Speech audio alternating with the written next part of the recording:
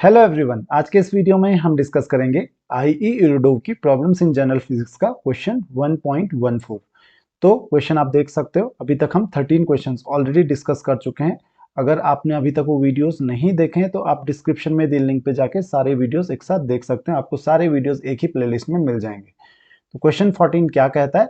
A train of length L equal to 50 metre start moving rectilinearly with constant acceleration W equal to 3 मान लेते हैं इसको 10⁻⁻² metre पर second square. T is equal to 30 seconds after the start the locomotive headlight is switched on. तो 30 second के बाद locomotive का जो हेडलाइट है वो स्विच ऑन की गई एंड T इक्वल टू या tau equal to 60 seconds after the event tail signal light is switched on. वो इवेंट 2 इसको कह रहा है। Find the distance between these events. कौन सा? पहले जब हेडलाइट स्विच की थी और टेल लाइट स्विच की थी, कहाँ कहाँ पे वो स्विच ऑन हुए हैं, उन दोनों के बीच का डिस्टेंस आपको पता करना है। Find the distance between these events in the reference frame fix to the train and to the earth. तो fix to the train and to the earth, ये फ्रेम ऑफ रेफरेंस ध्यान रखिए, अर्थ आपका frame of reference है।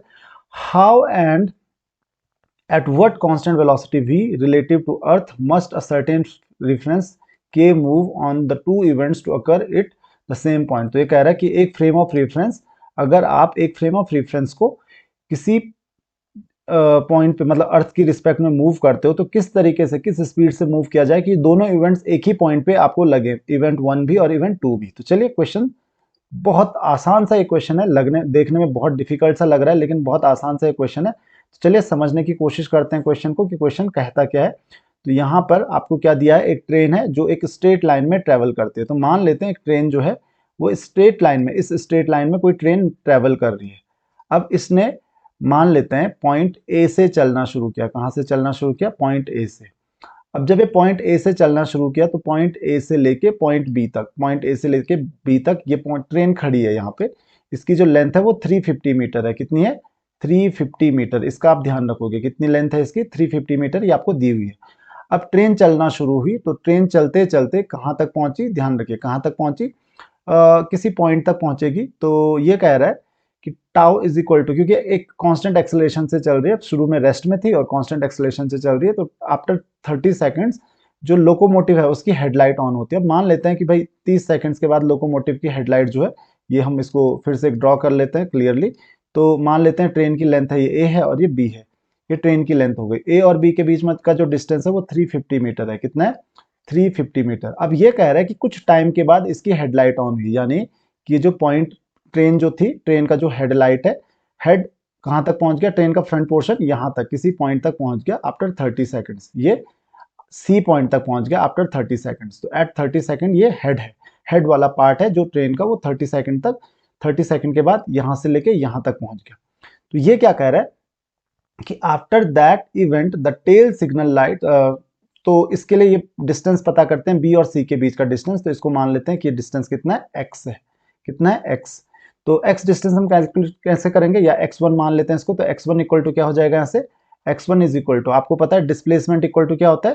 That is equal to ut plus half a t square. तो कितना हो जाएगा? ut plus half a t square. तो हाफ ए की जगह पे क्या है? यहाँ पे w है, तो मैं उसको w से डिनोट करता हूँ क्योंकि एक्सेलरेशन w से डिनोट किया गया है। तो हाफ डब्ल्यू टी स्क्वायर हो जाएगा। u है 0, t इज इक्वल टू दिया हुआ है 60 सेकंड्स। कितना दिया हुआ है? 30 सेकंड। तो into 30 plus half into W, W कितना दिया हुआ है? 3 इंटू 10⁻⁻² यानी कि 3/100 ये हो जाएगा। इंटू ये कितना दिया? 30 सेकंड्स यानी कि 30 का स्क्वायर, यानी कि 30 का स्क्वायर, ये कैंसिल हो जाएगा, आप इसको कैंसिल कर लीजिए, 0 हो जाएगा। तो यहाँ पे ये जो वैल्यू आ रही है 30 इंटू 30 900 हो जाएगा। 900 से 3 इंटू 3 9/200, 900/200 या 9 बाई ये इंटू 3 भी है तो ये 27/2 हो जाएगा। That is equal to 13.5 metre. तो ये कितना डिस्टेंस आ जा रहा है? 13.5 मीटर। ये x1 का डिस्टेंस आ रहा है। तो बड़ा सिंपल ये पार्ट था। अब हम दूसरा पोर्शन करेंगे। दूसरा पोर्शन क्या कह रहा है? Second event. सेकंड इवेंट देखते हैं। सेकंड इवेंट में क्या कहता है कि and tau is equal to 60 seconds after that. इसके बाद 60 सेकंड्स के बाद, किसके बाद? जब हम सी पॉइंट तक पहुंच गए थे, क्या होता है कि the event tail signal light is switched on. तो दूसरा इवेंट होता है, क्या किया, जो टेल्स था, टेल कहाँ थी, पॉइंट ए पे थी, तो टेल जो है यानी कि कुछ 60 सेकंड के बाद जो हेड वाला पार्ट है उसका वो यहाँ पहुंच गया, और टेल वाला पार्ट जो है वो यहाँ रह गया, क्योंकि ट्रेन की ये लेंथ है 350 मीटर, तो ये लेंथ कितनी है, मान लेते हैं ये डी पे पहुंच गया, और टेल वाला पार्ट जो है वो ई तक है, तो ये जो लेंथ है वो कितनी है, लेंथ है आपके पास that is equal to 350 metre. तो ए से लेके ई तक आने में टोटल टाइम उसको कितना लगा, टोटल टाइम उसको लगा 30 सेकंड तो पहले थे और 60 सेकंड अब, तो टोटल ए से लेके 9 पॉइंट ई तक, ये टेल वाला पार्ट की बात हम कर रहे हैं, कितना टाइम लगा उसको, दैट इज 90 सेकंड। 90 सेकंड में वो ए से लेके ई तक आया। तो फिर वहां पे हम जो डिस्प्लेसमेंट देखते हैं that is x2। x2 equal to क्या हो जाएगा, x2 will be equal to, इसका ध्यान रखना है आपको, that is equal to x2 equal to कितना आ रहा है, ut plus half at square, वही वाला फॉर्मूला लगाएंगे, तो u अगेन जीरो ले लेते हैं, t कितना होगा 90 सेकंड हो जाएगा, यहाँ पे ध्यान रखना, क्योंकि 30 सेकंड उसने पहले ले लेते, प्लस हाफ इंटू w कितना है 3/100 इंटू 90 का स्क्वायर, तो 90 का स्क्वायर 90 इंटू 90 हो जाएगा 8100, तो 81 इंटू 3 243/2, 243/2 कितना होता है 121.5 मीटर। तो यहाँ पे जो डिस्टेंस आया 90 सेकंड में जो ट्रेवल किया उसने, कितना डिस्टेंस ट्रेवल किया 121.5 मीटर। अब आपको बोला जा रहा है, तो यहाँ पे ध्यान दीजिए, जो फ्रंट पोर्शन है उसका पॉइंट डी तक पहुंच गया है, और एंड पोर्शन उसका कहाँ पे है, वो पॉइंट ई पे है। तो यहाँ पे बोला जा रहा है कि फाइंड द डिस्टेंस बिटवीन, किस चीज के बीच का distance between these two event. तो पहला इवेंट कहाँ पे हुआ था, पॉइंट सी पे, इवेंट वन कहाँ पे हुआ था, इवेंट वन पॉइंट सी पे हुआ था, इवेंट टू कहाँ पे हुआ, पॉइंट ई पे हुआ, तो यहाँ पे हुआ इवेंट टू, तो पॉइंट ई पे इवेंट टू हुआ, तो पॉइंट सी और ई के बीच का ये डिस्टेंस पूछ रहा है।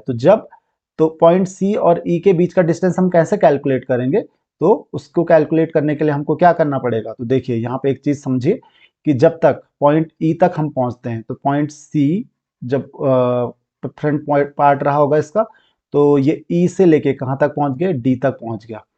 ध्यान रखिए यहाँ पे जो ई और डी जो है, ई इसका क्या है, एंड वाला पोर्शन है, ट्रेन का बैक पोर्शन है एंड, तो ये बैक वाला पोर्शन है, एंड वाला पोर्शन है, और फ्रंट वाला पोर्शन क्या है, हेड वाला पोर्शन कौन सा है, डी पे है। तो ई और डी के बीच में जो डिस्टेंस है वो तो है कितना metre, that is equal to 350 metre. बहुत आसान सा क्वेश्चन है।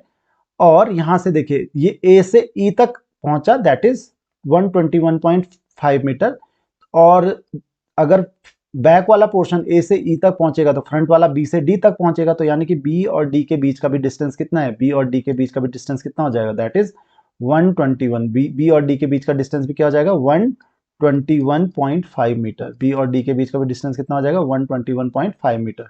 अब ध्यान रखिए मुझे ई और सी के बीच का, इवेंट वन और इवेंट टू के बीच का डिस्टेंस पता करना है, तो that will be equal to, यानी कि C E will be equal to, तो देखिए कितना हो जाएगा, दैट इज इक्वल टू, कितना करेंगे हम लोग 350 तो टोटल हो गया 350, माइनस इसमें से माइनस कर लेंगे कितना, दैट इज सी डी को माइनस कर लेंगे, तो सी डी कितना हो जाएगा, C D is equal to क्या हो जाएगा, दैट इज 121 माइनस 13.5, 121.5 था ना, तो 121.5 माइनस 13.5 मीटर। तो सिंपल मैथ्स है, बहुत ही आसान सी मैथ्स इसमें लग रही है, तो सिंपल सी कैलकुलेशन है, तो कितना हो जाएगा, दैट इज 350 माइनस ये 108 हो जाएगा, तो ये कितना होता है 242 मीटर, तो ये आपका आंसर आ जाएगा, दैट इज 242 मीटर, ये आंसर आपका आ गया। अच्छा, अब दूसरा क्वेश्चन क्या है, देखिए how and at what speed या what constant velocity v relative to earth must a certain reference frame k move for two events to occur in at the same point। अब ये चाह रहा है कि किसी एक फ्रेम ऑफ रेफरेंस के रिस्पेक्ट में जो दोनों फिनोमिनन हो, यानी कि इवेंट ए जो कि सी पॉइंट पे हुआ है और इवेंट बी जो कि ई पॉइंट पे हुआ, वो एक्चुअल में सेम पॉइंट पे हो, तो फ्रेम ऑफ रेफरेंस को किस तरीके से मूव करना पड़ेगा। तो यहाँ पे देखो एक चीज तो क्लियर है कि ये अपोजिट डायरेक्शन में मूव करना पड़ेगा, क्योंकि पॉइंट सी इधर रह गया और पॉइंट ई पीछे छूट गया, यानी कि दूसरा इवेंट पीछे हो रहा है और इवेंट वन आगे हो रहा है, तो बैकवर्ड डायरेक्शन में, opposite to the direction of train, उसको मूव करना पड़ेगा। अब कितना मूव करना पड़ेगा उसके लिए आपको डिस्टेंस देखिए, डिस्टेंस कितना है इवेंट सी और ई के बीच में, वो है कितना, वो हमने अभी निकाला, कैलकुलेट किया, दैट इज 242 मीटर। तो टाइम कितना लगेगा, देखिए टाइम कितना लग रहा है सी से ई तक, सी और ई के बीच में टाइम कितना है, यानी कि इवेंट 1 और इवेंट 2 के बीच में टाइम कितना है, 60 सेकंड्स है। ये चीज ध्यान रखिए, इवेंट 1 और इवेंट 2 के बीच में टाइम कितना है, 60 सेकंड्स है। तो यहां पर हम क्या करेंगे, जो वेलोसिटी होनी चाहिए, यानी कि 60 सेकंड के बाद जो आपका फ्रेम ऑफ रेफरेंस जो कि पॉइंट सी पे था, यानी कि यहां पे था, वो फ्रेम ऑफ रेफरेंस पॉइंट ई तक पहुंच जाना चाहिए। तभी तो मैं बोलूंगा कि उस फ्रेम ऑफ रेफरेंस के रिस्पेक्ट में दोनों इंसिडेंट्स सेम टाइम पे हुई हैं। तो v इज इक्वल टू क्या हो जाएगा, v इज इक्वल टू जो डिस्टेंस है दोनों पॉइंट्स के बीच में जहां पे दोनों इवेंट्स हुए हैं, distance between two events that is 242 divided by time between the two events, कितना हो रहा है, that is equal to 60 seconds. तो ये हो जा रहा है आपका, कैंसिल हो जाएगा, that is 4.03 metre per second. तो what is the value of v, that is 4.03 metre per second. तो दोनों आंसर आ गए आपके, फर्स्ट पार्ट का आंसर था 242 मीटर और सेकेंड पार्ट का आंसर था 4.03 मीटर। तो देखिए कितना इजी ये क्वेश्चन था। तो आई होप कि ये क्वेश्चन आपको समझ में आ गया होगा। So this is all in this video. अगर आपकी कोई भी क्वेरीज हैं तो आप मुझे कमेंट्स में क्वेश्चन पूछ सकते हैं। उसके अलावा आप मुझे फेसबुक और इंस्टाग्राम पे भी ज्वाइन कर सकते हैं। So see in the next video. Next video हम 15th क्वेश्चन डिस्कस करेंगे। Thank you very much.